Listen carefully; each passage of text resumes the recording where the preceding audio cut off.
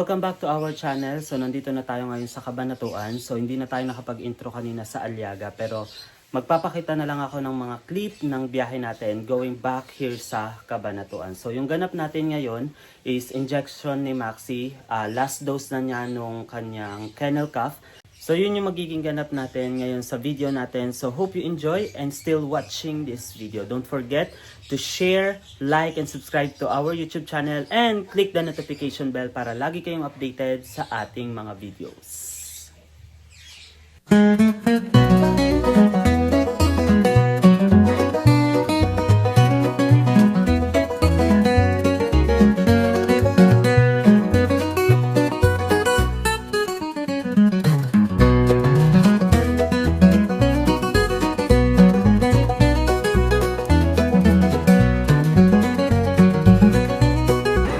Papasok na po tayo ng AGL. Nandito na tayo sa bahay. Hapon lang nandito tayo, tapos nandito ulit tayo.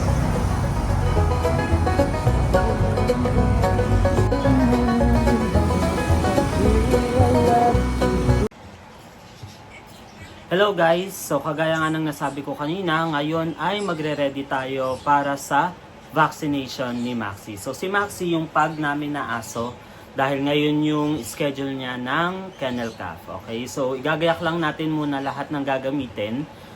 Yung sabon, yung tuwalya, at syempre ipapakita ko sa inyo yung vaccination card ni Maxi. At syempre, papakita din natin ngayon sa inyo si Maxi. Okay, unahin natin yung sabon na nabili ko sa TikTok. So, etong Akika ba to? Akika. Okay, ito yung herbal pet soap. So, susubukan natin to kasi naglalagas yung balahibo ni Maxi. So titingnan natin kung effective to. Pero sa packaging pa lang niya, ayan. So buy one take one ko to nabili. Sa packaging pa lang niya, ang ganda, ang linis. Tapos ito siya, dalawa. Buy one take one. Tapos sa loob nito, nabuksan na namin yung isa. Sa loob nito ay maganda yung packaging. Ayan, so nakaganito siya, naka-plastic ng ganito, tapos meron siyang parang pinaka-net na lagayan. So ayan, ganyan siya. Pag ginamit, so pwede nyo siya isabit if ever natapos na kayo, o para hindi siya mabilis malusaw. So maganda yung packaging niya, ganito. Tapos, meron siyang freebies. Okay, ito naman gagamitin to pang kuskus. So ito yung gagamitin natin pag nagpaligo tayo ngayon. So first time namin to gagamitin. Sana effective at syempre sana maganda. Tapos yung tuwalya naman na binili namin, actually matagal na to, parang 1 month na ata. So ito siya, Mickey Mouse syempre. Ganyan siya kalaki. Okay, so ganyan siya kalaki. Nabili lang namin to for only 89 pesos. Yan.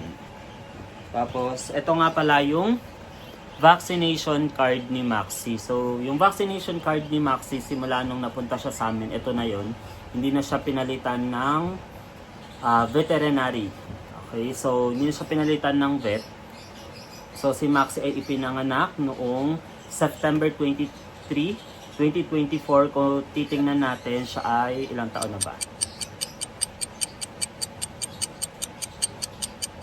So parang 10 months. Okay, so nagre-range na siya ng 10 months kung di ako nagkakamali. So ito yung mga vaccinations niya, yung sa records, and also sa likod naman niya yung deworm. Okay, so kukunin ko lang si Maxi para ma-meet ko na siya. Tcharan! Hi everyone! Sabihin, hi! Hi! Ayan, so ito si Maxi, isa siyang pag na antukin kasi lagi siyang inaantok. So ganito lang siya kalaki. Medyo mabigat siya, ayan. So maliit lang siya kung ikukumpara natin sa ibang aso. Naliligo po ako. Ayan. So balikan namin kayo mamaya pag maliligo na si Maxi. Bye-bye! Bye!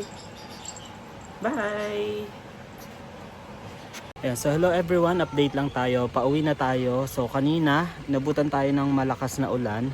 Ang nag-take over ng vlog natin kanina ng video sa paliligo ni Maxi ay si Ken. So i-insert ko na lang yung video dito mamaya. So far, pauwi na tayo. So update ako pag nakauwi na tayo. Bibili nga pala tayo ng paa ng manok para sa ulam.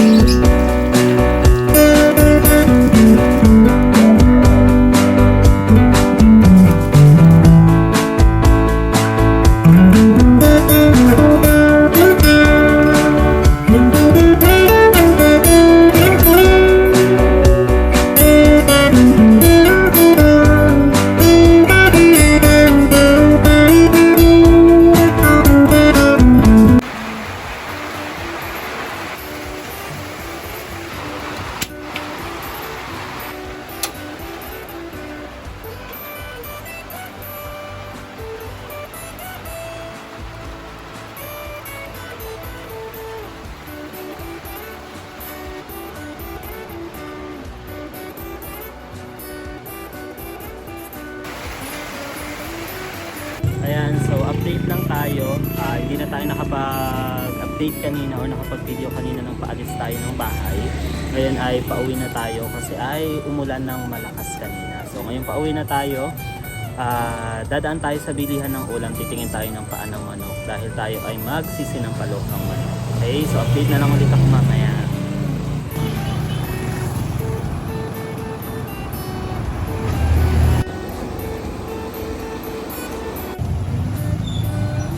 Guys, malapit na tayo sa bibilan natin ng ulam. So, hahanap lang tayo dito ng paa ng manok kung meron.